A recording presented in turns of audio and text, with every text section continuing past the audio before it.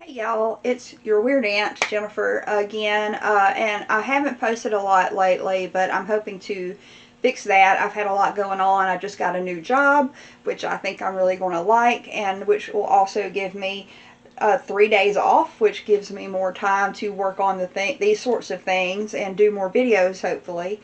And I'm also got a few that I recorded back in September that about some new hobbies that I have, including junk journaling and uh, jewelry making and beading, and I'm just kind of starting to get into these things, and I might do a few on junk journaling very, very soon, and I want to try to post those old videos if you want to see those. One of them is over an hour long because I spent too much time oohing and awing over all the books I got at the library book sale. But I'll cut most of that out. So, so today I'm going to make another wonderful skincare recipe, which is extremely easy and extremely wonderful for pretty much all skin types. What it is an arrowroot cleansing jelly, which I found in an old DIY skincare book from the 90s. I can't remember where I found it, but it had a lot of great recipes in it. And this is one of the ones that I really wanted to try, and I have been using it ever since.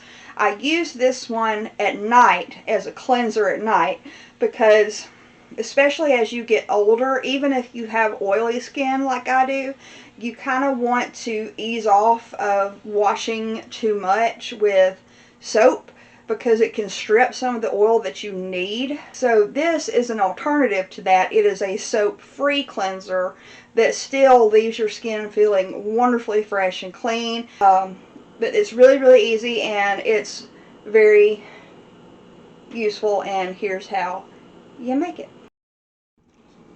Okay, so the recipe calls for only 2 tablespoons of arrowroot powder, but I like to make double recipes because I use it pretty much every night.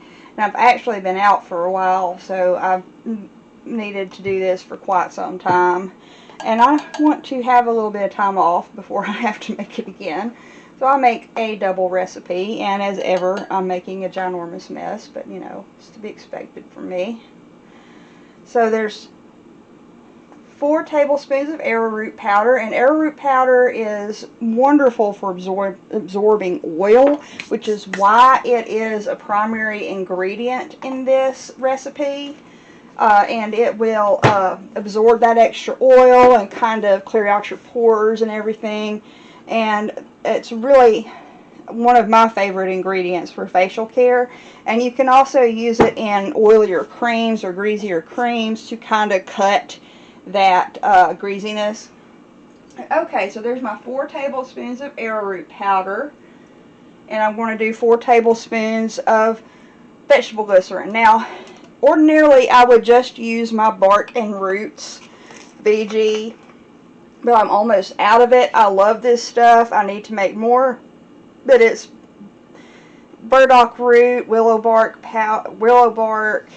and I think dandelion root and licorice root, all kind of steeped in some vegetable glycerin. But as you can see, I'm almost out because I use it in everything. But I want to use all that I can. And I also am going to be using what's left of my rose and elder VG, if I can get it open without spilling my bark and roots.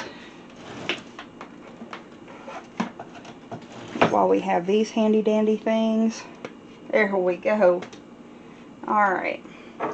Here's my rose and elder VG, which is, as it sounds, rose petals and elderberries. And I think I actually put some elderflower in here too, because these are all excellent anti-aging ingredients.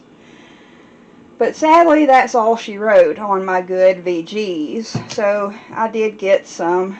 You can fill it up with plain VG if you don't like to make weird infusions like I do. So there's 1, 2,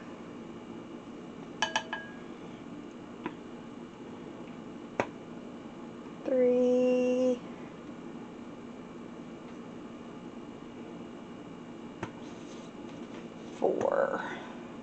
4. 4. Okay. Alright, so there's all your VG. And then you're going to add a half, or a cup in this case. Yeah, a cup, if you're doing a double recipe, of water.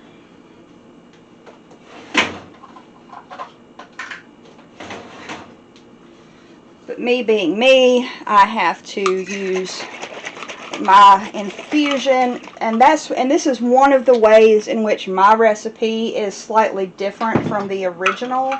Is that I like to use one of my infusions, and I will show you the other part of my alteration here in a moment.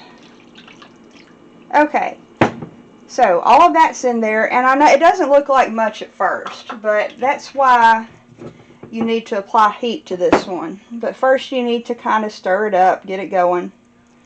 And it's not the prettiest thing to begin with, and we're not worried about it. And just kind of try to stir it up as much as you can before you put it on the heat. Okay, so now I've tried to get it as smooth as I can, and when you make this, if you want to try to make this, just be really sure that you get all the clumps, which there is one right there. And I don't know about y'all, I'm not afraid of getting my hands dirty. That's why I keep a towel down here. But when you stir it before it gets warm, really try to drag the bottom, because a lot of times that arrowroot powder and the VG will kind of lump together. And you just want to make sure that you get everything stirred in. And so we're going to heat this until it's very thick, until it's thick. And you're supposed to look for a pudding consistency. And and you don't have to stir it constantly, but you want to stir it fairly regularly just to make sure that nothing is sticking to the bottom, because that's kind of how it starts. It starts to jellify, I guess, from the bottom, and then it will, and as you stir it, the different aspects of the heated solution combine and kind of come together to help you form that puddingy consistency that you want. And I'm just going to let this heat up for a little bit, and I will come back when we're ready to show you what it looks like when it's heated up enough. Now, we're not quite ready yet, but it's starting. You'll start to notice that the solution starts to thicken up a little bit. And it's not going to get like super thick. It's called a jelly, but I wouldn't call the final consistency a jelly. It's more of a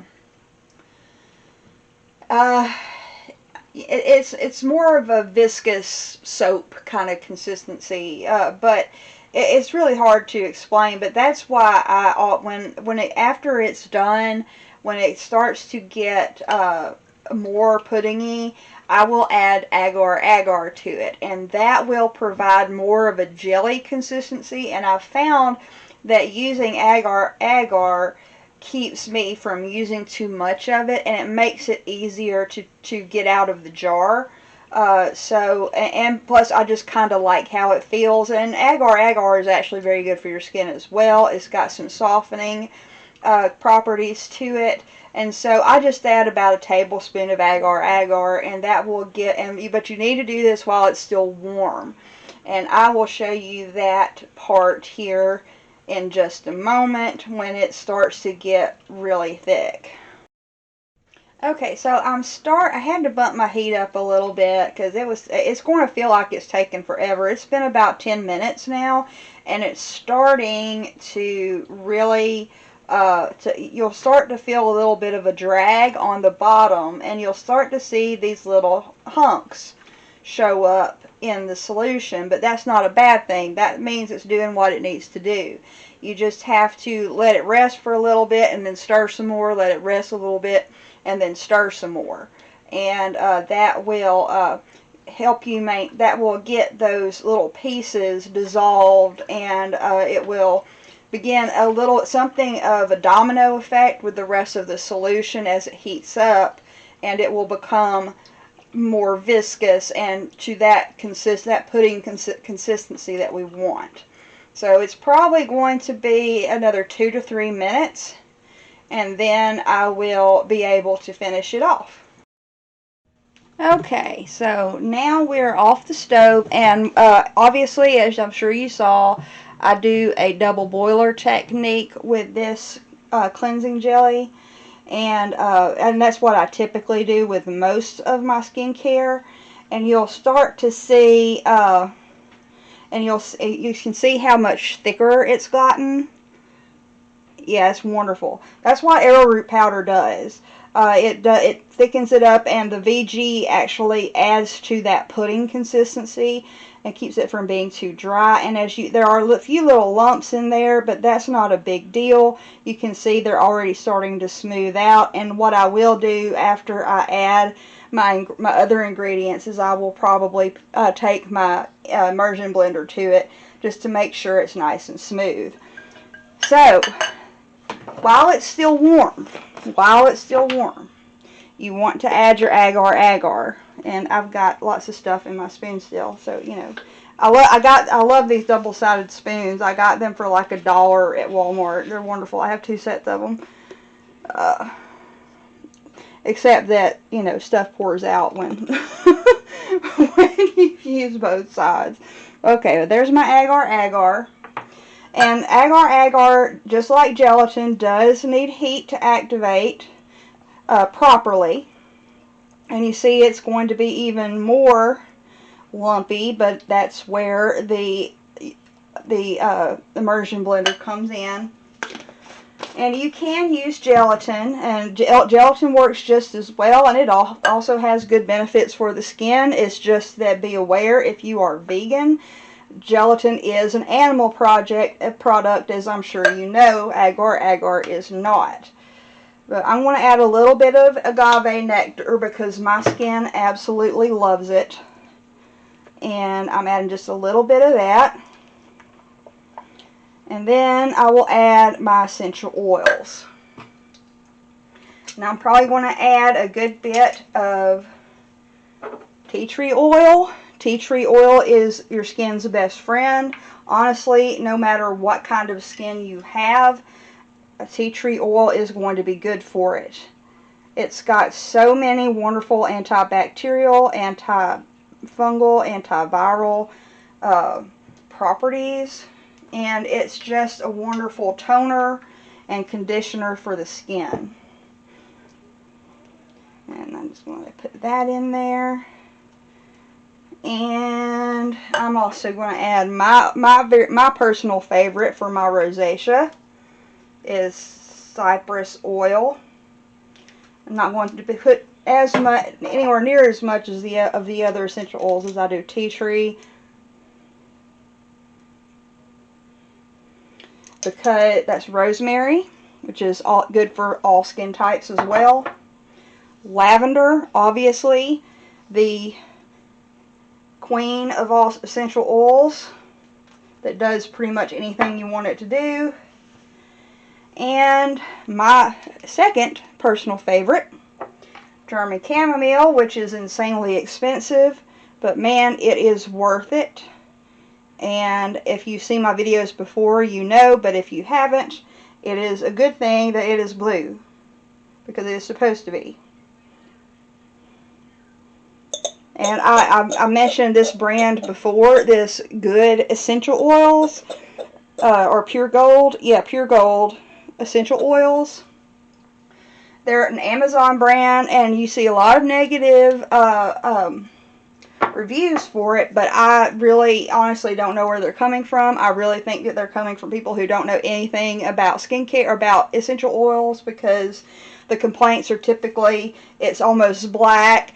For the benzo, and they say, oh, it's too thick, this is an essential oil. Well, those are supposed, but you know, German chamomile is supposed to be dark blue, and benzoin is supposed to be syrupy, and they just don't understand that, and so they complain about it. But these are good quality essential oils, and one of the key factors of knowing if it is a good essential oil is if the prices vary by oil. This, for instance, this is the cheapest. This is the cheapest, absolute cheapest real German chamomile oil that I can find, and it was $33 on Amazon for an ounce. If that tells you anything. And just for S's and G's, I'm going to put some Rose Absolute, or Rose Geranium, not Absolute. Rose Geranium is also a good one, especially if you have acne-prone skin. I still get acne despite being middle-aged, and you probably do too if you have oily skin.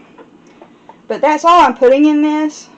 These are, I try to focus on oils that are going to provide cleansing and benefits for my rosacea and sensitivity, which that's where the German chamomile comes in. Okay, so now get ready for some noise.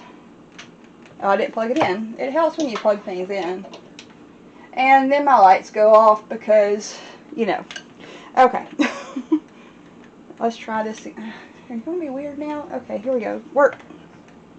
Oh, no. Oh, I plugged in the wrong thing. Okay. It's alright. It's alright. We're good. I'm old and confused, and there go my lights again. Thank you, apartment, for your... Okay, here we go. Ah, there we go.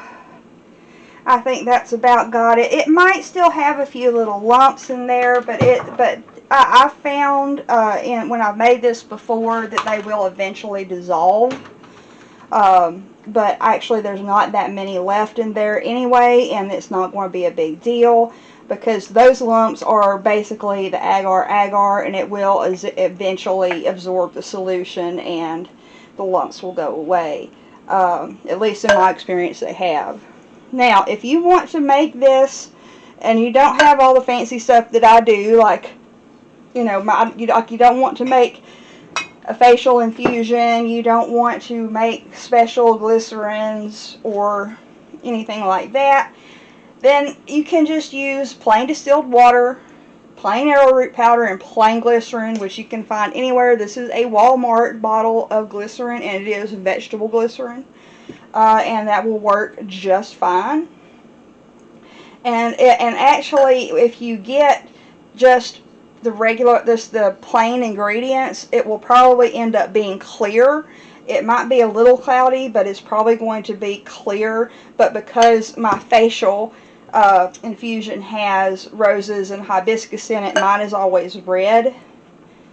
And I don't have a molecular sieve to make everything clear, and frankly don't really want one because weird colors don't bother me. But yeah, there you go. And the way that I use this cleansing jelly is I usually store it in a jar, especially if you're going to add the agar to it to make it more jelly-like.